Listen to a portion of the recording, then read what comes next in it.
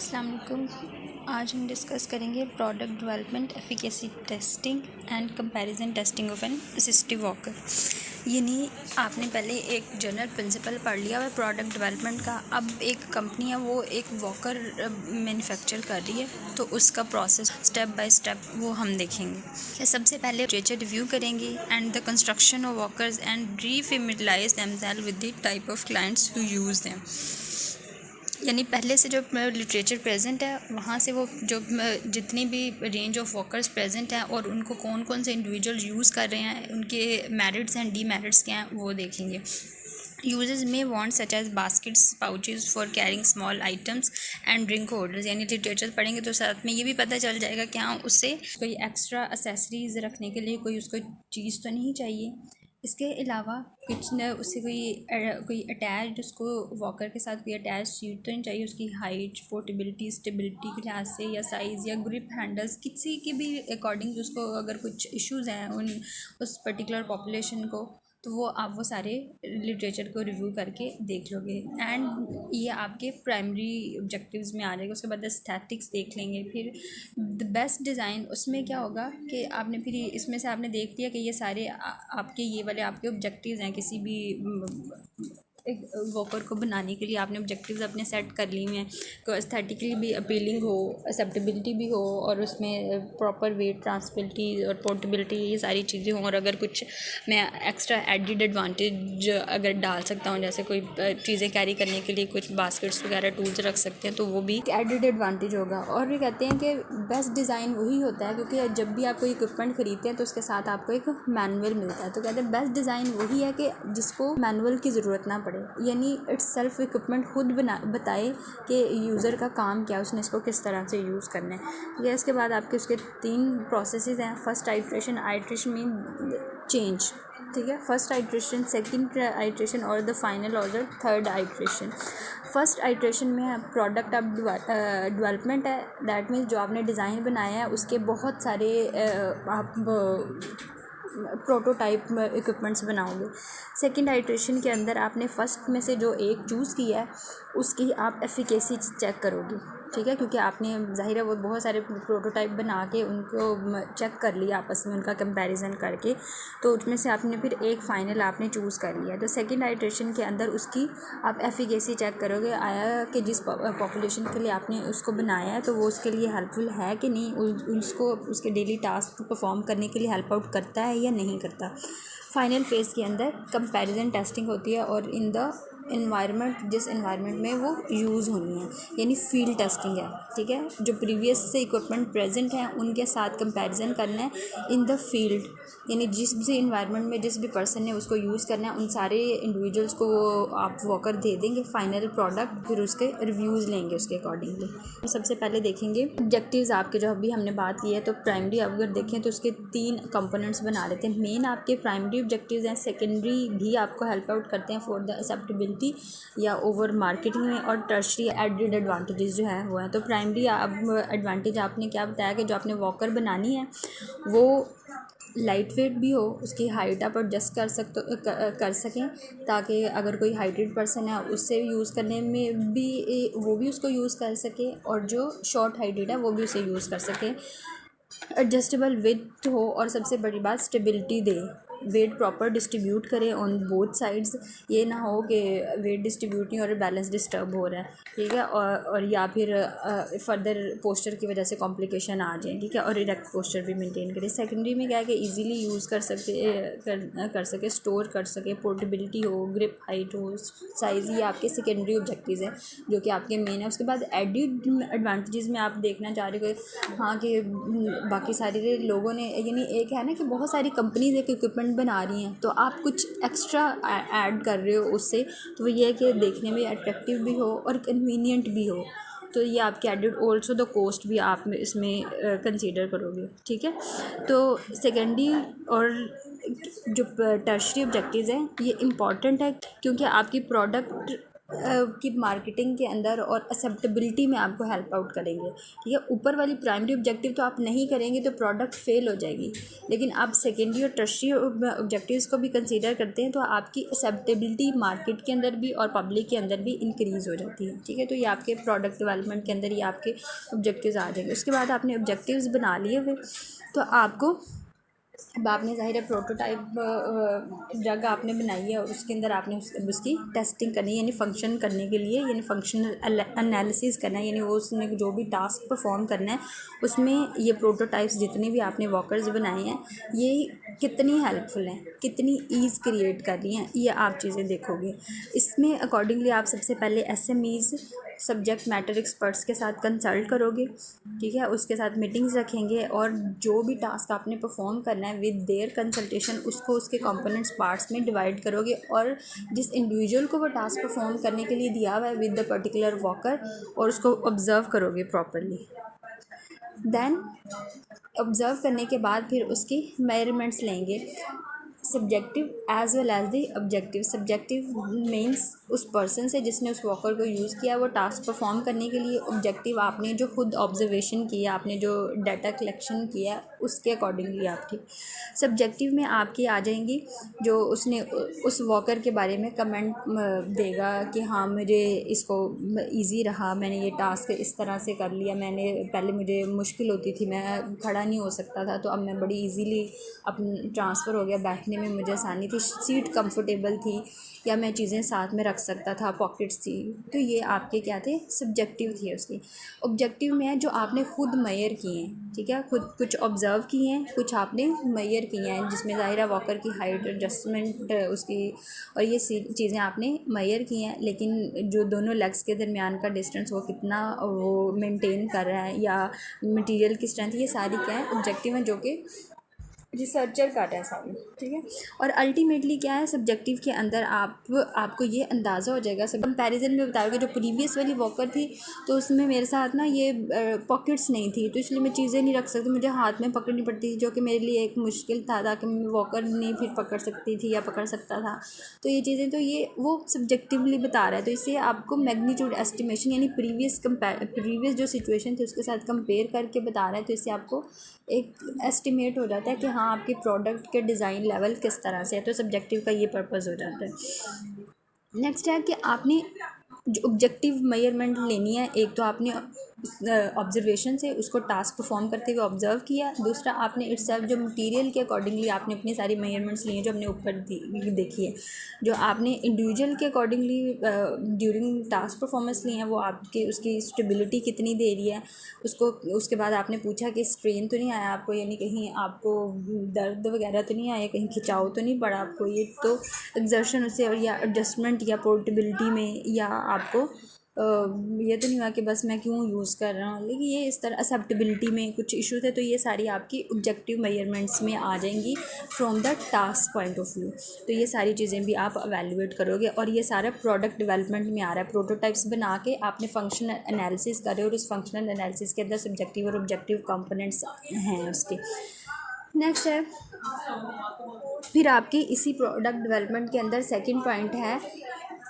Comparison between the prototypes. पहले आप individually prototypes को चेक किया with the functional analysis, task analysis, then अब आपको पता चल गया कि ये सारे वॉकर यूज़ हो सकते हैं for the walking purpose in the for example hemiplegic patients, या आपको ये प्रोटोटाइप का पता। अब आपने इन सारे वॉकर तो नहीं ज़ाहिर आप हर एक तो नहीं बनाओगे, तो आपने द बेस्ट चूज़ करनी है। फिर आप कंपैरिजन एनालिसिस करते हो बिटवीन ऑल द प्रोटोटाइप्स, उन सारे प्रोटोटाइप्स के अंदर कंपैरेटिव स्टडी करोगे और वो कंपैरेटिव यानी देखेंगे कि उन इंडिविजुअल हेमिप्लेजिक पेशेंट्स को यूज़ करवा के देखेंगे कि हाँ कि कौन सी वाली अच्छी है, और उसमें आप फॉर्मली भी क्वेश्चन करोगे, इनफॉर्मली भी आप क्वेश्चन करोगे, फॉर्मली आप ज़ाहिर क्वेश्चनेयर्स दोगे और रेटिंग करवाओगे अकॉर्डिंगली, और एक्सपेरिमेंटल और नॉन एक्सपेरिमेंटल पहले नॉन एक्सपेरिमेंटल स्टडीज़ करेंगे और उसमें अगर वो प्रोटोटाइप सक्सेसफुल हो जाते हैं दैन फिर एक्सपेरिमेंटल स्टडीज़ भी आ जाएगी। एक्सपेरिमेंटल स्टडीज़ आप कैसे करोगे, आप रिपीटेड मेजरमेंट्स लोगे सारी जो भी उसके, यानी फॉर एग्जांपल वॉकिंग के लिए है तो वॉकिंग के दौरान उसकी हर एक टास्क के लिए उसको टास्क परफॉर्म करोगे इन द एक्चुअल सिचुएशन, यानी बट इन द लेबॉर्ट्री वो एक्चुअल जिस तरह से वो टास्क परफॉर्म होगा वो सारी उसके मेजरमेंट्स लोगे इन ऑल पर्सपेक्टिव्स, जिसके लिए 3 डायमेंशनल का वर्ड यूज़ किया हुआ है। उसके बाद फिर उस डाटा को एनालाइज करोगे, सब्जेक्टिव डाटा को भी जो उसने परसीव करके उसको बताया है, और उसके बाद as well as the objective data जो आपने खुद किया है। तो सब्जेक्टिव डाटा और ऑब्जेक्टिव डाटा की बात करें तो आपके जो ऑब्जेक्टिव डाटा है इज़ मोर वैलिड, क्योंकि आप अगर आपके पास ऑब्जेक्टिव डाटा है तो आपको नॉन पैरामेट्रिक टेस्ट लगाने पड़ेंगे, और अगर ऑब्जेक्टिव डाटा है तो आप पैरामेट्रिक टेस्ट लगा सकते हो। ठीक है, नॉन पैरामेट्रिक टेस्ट और पैरामेट्रिक टेस्ट क्या होते हैं? बेसिकली अगर आपका डाटा नॉर्मली डिस्ट्रीब्यूटेड है ना तो आप पैरामेट्रिक टेस्ट लगाते हैं, और अगर जो डाटा है, जो डाटा कलेक्ट किया है पॉपुलेशन के अंदर वो नॉर्मली डिस्ट्रीब्यूटेड नहीं है तो नॉन पैरामेट्रिक टेस्ट लगाते हैं, जिसके अंदर काई स्क्वायर आ जाता है। और पैरामेट्रिक टेस्ट के अंदर पेयर टी टेस्ट, और ये रिसर्च के अंदर आपने चीज़ें अच्छे तरीके से पढ़नी है। तो बस इतना याद रख लेगा कि अगर डाटा पॉपुलेशन के अंदर नॉर्मली डिस्ट्रीब्यूटेड हो, यानी एक नॉर्मल डिस्ट्रीब्यूशन कर्व क्या होती है, बायोस्टैट में आप लोगों ने पढ़ा होगा कि बेल की शेप की होती है, ठीक है, और उसमें जो सेंट्रल पॉइंट होता है वो मीन होता है, उसका जो हाईएस्ट पॉइंट होता है उस कर्व का वो मीन होता है, और मीन के यानी हाफ डाटा मीन के एक साइड पे और एक हाफ डाटा मीन के दूसरी साइड पे प्रेजेंट है, तो इससे आप कहते हैं नॉर्मली डिस्ट्रीब्यूटेड है। और अगर ये नॉर्मली डिस्ट्रीब्यूटेड ना हो तो आप उसे स्क्यूनेस कहते हैं। तो अगर नॉर्मली डिस्ट्रीब्यूटेड है तो पैरामेट्रिक टेस्ट लगते हैं, और अगर नॉर्मली डिस्ट्रीब्यूटेड नहीं है यानी स्क्यूड डाटा है तो फिर नॉन पैरामेट्रिक टेस्ट लगेंगे, जिसमें काई स्क्वायर आ जाते हैं। सेकेंड आइट्रेशन, यानी अब आपने कंपैरिजन टेस्टिंग से आपने एक प्रोटोटाइप वॉकर आपने चूज़ कर लिए। अब आपने एफिकेसी टेस्ट करनी, यानी जो आपने वॉकर चूज़ की है ये उस पर्सन के लिए हेमीप्लीजिक पेशेंट को अपनी एक्टिविटी परफॉर्म करने के लिए हेल्प आउट कर रही है या नहीं कर रही। तो इसमें आप कुछ एक्टिविटी सेट करते हो उस पर्सन के लिए कि वो in the lab section in the real time frame के जिस तरह से कि उसकी सिचुएशन होगी आपने उसके अकॉर्डिंगली वहाँ पे उसको टेस्ट करना है। फॉर एग्जांपल ज़ाहिर है वो उसने खड़े होना है, बैठना है, टर्न करना है, वॉक करनी है, फिर वो चेयर के साथ वॉक कर सकता है, उसने कुछ हर्डल्स से अवॉइड करना है,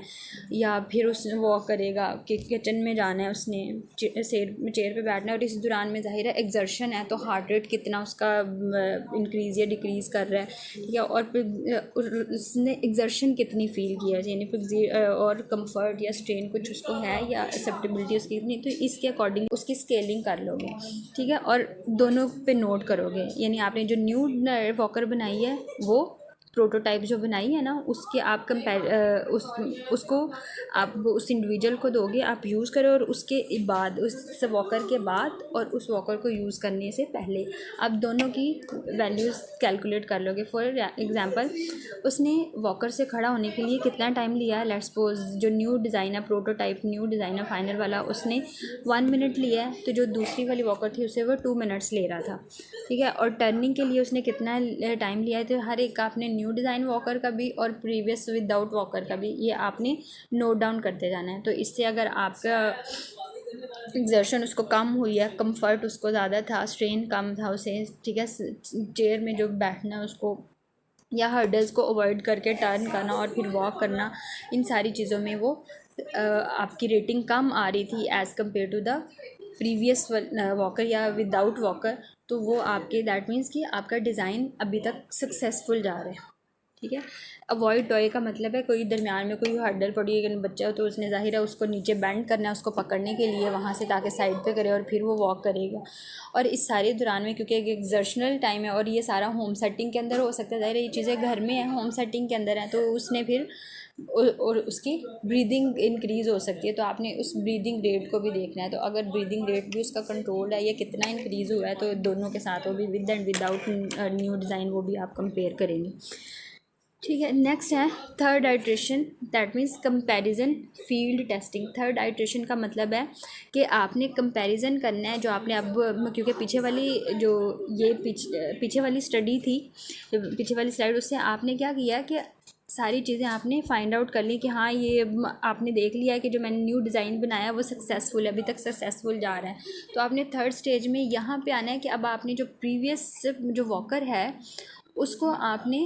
न्यू वॉकर के साथ जब आपने फाइनलाइज़ कर लिया कि मैं हाँ ये मार्केट में लॉन्च करने वाला हूँ, तो उसको आपने प्रीवियस वाली वॉकर के साथ कंपेयर करना है, but in the real time settings, real field setting, जहाँ जहाँ पे वो वॉकर यूज़ होगी, ऑफिस के अंदर यूज़ हो सकती है, घर में यूज़ होगी, मार्केट में यूज़ होगी, ठीक है, जहाँ पे भी उस वॉकर ने यूज़ होना है तो आपने वहाँ वहाँ पे उसको वो टेस्ट करना है,